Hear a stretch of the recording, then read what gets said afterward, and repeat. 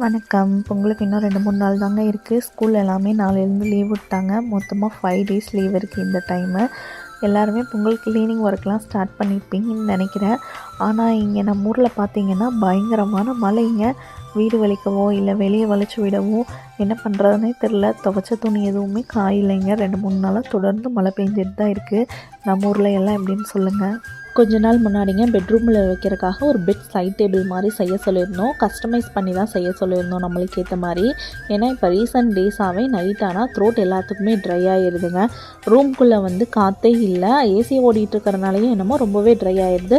பாப்பாலேருந்து நாங்கள் கொண்ட ஒரு 4-5 டைம் எந்திரிச்சு தண்ணி குடிச்சிட்டு படுக்க வேண்டியதாக தான் இருக்குது. அதனாலேயே ஒரு குட்டி ஹியூமிடிஃபையர் வாங்கியிருந்தோம். அது வைக்கிறக்கும் அப்புறம் பெட்ரூமில் நார்மலாக வைக்கிற தைல பாட்டில், விளக்கெண்ணெய் பாட்டில் இதெல்லாமே யூஸ் பண்ணுறதுக்காகவே வச்சுருந்தோம். பாப்பாவுக்கு 2-3 டைம் ஃபீவர் வந்ததுனால டாக்டர்ஸ் வந்து இந்த விளக்கெண்ணெய் தொப்பில் வச்சா அவங்க பாடி டெம்பரேச்சர் வந்து நார்மலாக இருக்கும், ஹெல்ப் பண்ணும், ட்ரை பண்ணி பாருங்கன்னு சொல்லியிருந்தாங்க. அது தைல பாட்டில் எல்லாமே ஸ்டோர் பண்ணி வச்சிட்டோம்னா கொஞ்சம் நீட்டாக இருக்குங்கிறதுக்காக சொல்லியிருந்தோம். டேபிளும் கொஞ்சம் பெரிய சைஸ்லேயே செஞ்சு கொடுத்துட்டாங்க. அதை தாங்க போய் எடுத்துகிட்டு வந்து செட் பண்ணிகிட்டு இருந்தோம். ஆன்லைனில் சும்மா ஏதோ ஒரு பிளாஸ்டிக் டப்பாவை வாங்கினோம்னாலே 2000-3000 ரேட் போட்டுடுறாங்க. இவங்க இது இவ்வளோ பெரிய டேபிளுமே 1800 ரூபாய்க்கு அழகாகவே செஞ்சு கொடுத்துருந்தாங்க. பிளாஸ்டிக் வந்து எவ்வளோ நாள் வரும்னு சொல்ல முடியாதுங்க. இது வந்து நல்ல குவாலிட்டியாக இருக்குது.